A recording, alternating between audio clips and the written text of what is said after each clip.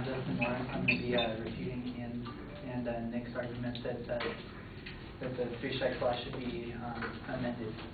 And first of all, I'd like to state that I'm going to be challenging their arguments on costs and overpopulation, as well as the unfairness that he presented about being able to be sent for petty crimes.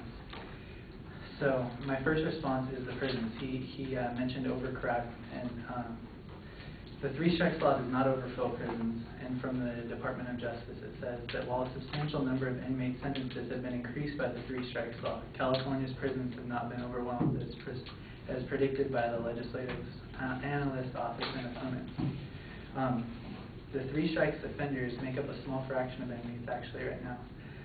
From a study done at University of California, Los Angeles, they say that only 5% of the state's 163,000 inmates are three-strike offenders. That's 7,000 people since 1994 have become three-strikes inmates. The law was expected to add thousands of new three-strikers to the prisons each year, yet the combined total of two- and three-strike offenders represents only 1/4 of all offenders incarcerated in the state prison system. That 1/4 includes the two strikers, which we're not worrying about right now because we're just amending the third strike. I'd also like to mention that no three-strikes prisons have been built because of the obviously only 7,000 people have been added. They haven't had to add prisons just for that. And since 1994, only one new prison has been added, and there were 19 prior to that, between the 15 years prior to that. Also, with regards to costs, the affirmative claims that the three-strikes law is extremely costly, and it's not actually very expensive because of the $3 billion it saved because of crime in just 1994 to 95, according to the Department of Justice. They say that the budget for CDCR has increased by about $3 billion between 94 and 95, or since 94 and 95, but much of the growth can be attributed to costs unrelated to three strikes, such as increased medical costs and a high number of parole violators returned to prison. The three strikes law also has indirect fiscal impacts, which include like money that you save indirectly.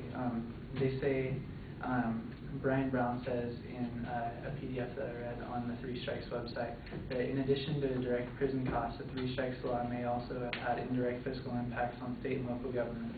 For example, some offenders who are incarcerated for longer periods under three strikes are unable to commit additional crimes that result in victim-related government costs, for example, healthcare costs. The Three Strikes law also does not decrease funding for schools, as we've been hinted that it takes away money from things that it could have been spent on. The Three Strikes law has not impacted education spending in the state. Simply looking at the last 3 fiscal years is instructive. Over the life of the Three Strikes law, the Legislative Analyst Office statistics on state expenditures for education, kindergarten through 12th grade, showed no decrease in funding. The Three Strikes law does not cost us money, but it saves us money by preventing further crimes from repeatedly occurring and keeping dangerous criminals from doing any further damage. Also, I'd like to mention that it does not violate the 8th Amendment, but that it was actually proved constitutional in 2002 by the California Supreme Court. Also, with regard to unfairness about someone that can commit a petty crime and go to jail for their life for the third strike, the judges obviously have the power to either not apply the three strikes law, or they can simply take away previous strikes. So, unlike other mandatory sentencing laws, however, three strikes gives prosecutors, and judges the opportunity to bypass the law if it is in the furtherance of justice. And that's from the Justice Policy Program of the Henry Salvatore Center for the Study of Individual Freedom in the Modern World. Also, the severity of the third crime is a factor. When deciding whether to use discretion, prosecutors usually base their decisions upon the severity of the criminal record as well as the severity of the present offense.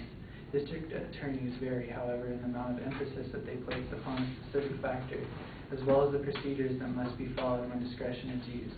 Some require deputy prosecutors to use discretion only when certain criteria have been satisfied, whereas others allow deputies to use it more liberally, particularly when the current offense is non-serious.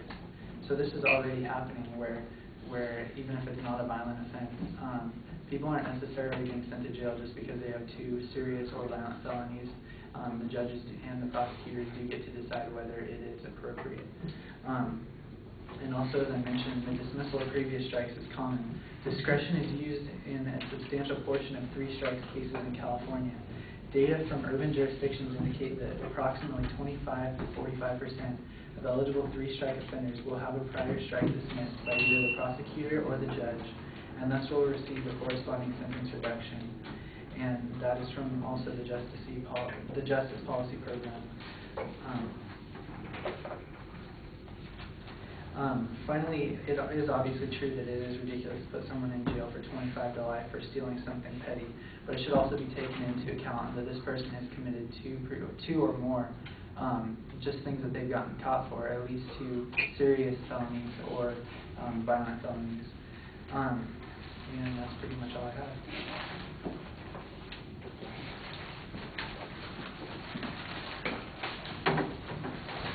This is